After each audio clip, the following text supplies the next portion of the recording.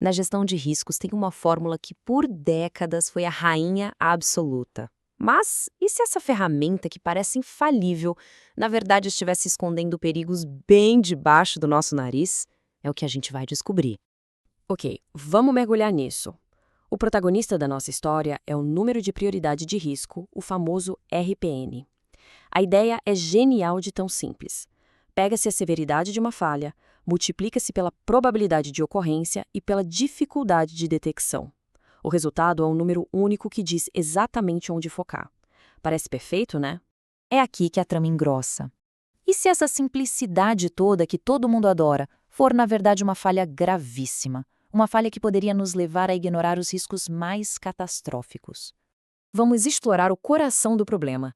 A fórmula do RPN tradicional, apesar de elegante, tem umas falhas matemáticas e lógicas que podem trazer consequências bem sérias, especialmente em setores críticos como saúde e aviação. Presta atenção nesse número, 40. Em muitas indústrias, um RPN de 40 seria considerado baixo, sabe? Um risco que poderia facilmente ser deixado para depois. Mas o que esse número nos diz de verdade? A resposta é: não muita coisa. E aqui está o perigo. Olha só, no cenário A, uma falha pequena, mas frequente, dá um RPN de 40. No cenário B, uma falha rara, mas com severidade catastrófica, pensa em risco à vida, também dá RPN 40. A matemática diz que são iguais, mas o bom senso grita que não são. Um risco catastrófico poderia ser completamente ignorado por causa disso. Felizmente, engenheiros e analistas perceberam esse problema e começaram a desenvolver soluções. A primeira onda de correções focou em ajustes aritméticos espertos para superar as falhas da multiplicação simples. Uma das primeiras e mais diretas soluções é o número crítico. Ele simplesmente remove a detecção da equação principal. A lógica? Primeiro, vamos priorizar o risco inerente, o estrago que pode acontecer. A detecção é uma rede de segurança, claro, mas não deveria diminuir a importância de um risco que é grave por si só.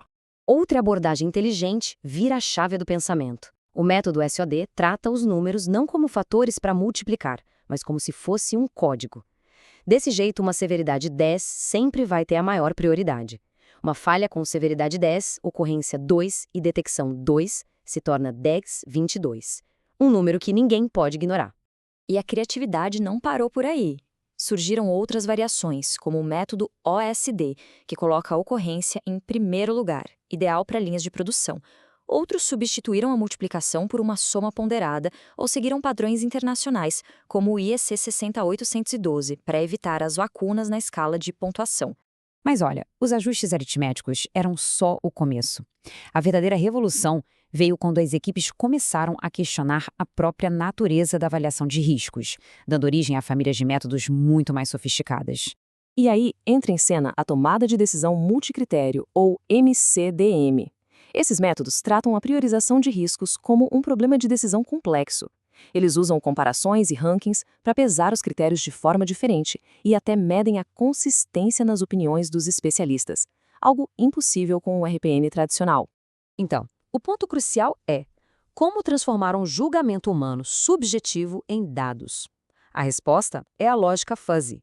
Em vez de forçar o especialista a escolher entre uma severidade de 7 ou 8, a lógica fuzzy permite modelar a incerteza e termos vagos como provável, tornando a análise muito mais alinhada com o pensamento humano. E claro, na maioria das organizações, o dinheiro fala mais alto. Os modelos baseados em custo fazem exatamente isso. Traduzem o risco em um valor monetário. Isso não apenas ajuda a priorizar, mas também a construir um argumento muito claro para investir em melhorias de segurança e qualidade. Vamos agora para o futuro, que na verdade já está acontecendo. A análise de riscos está se tornando dinâmica, preditiva e turbinada pela inteligência artificial e pelo Big Data.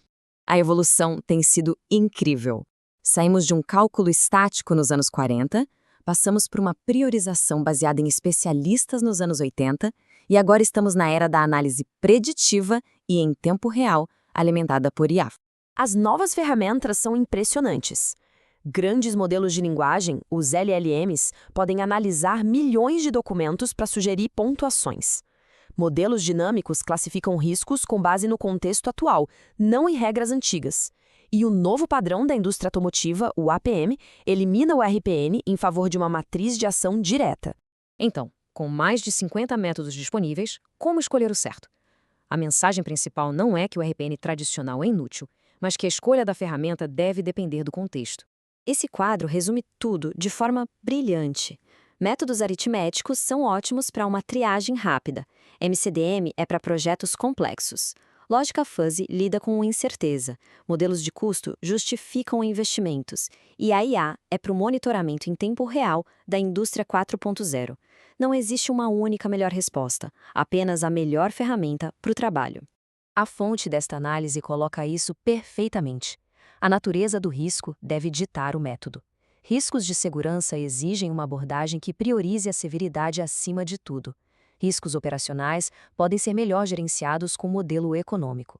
E assim, terminamos com uma pergunta. A forma como o risco é medido na sua área de atuação está realmente revelando a história completa?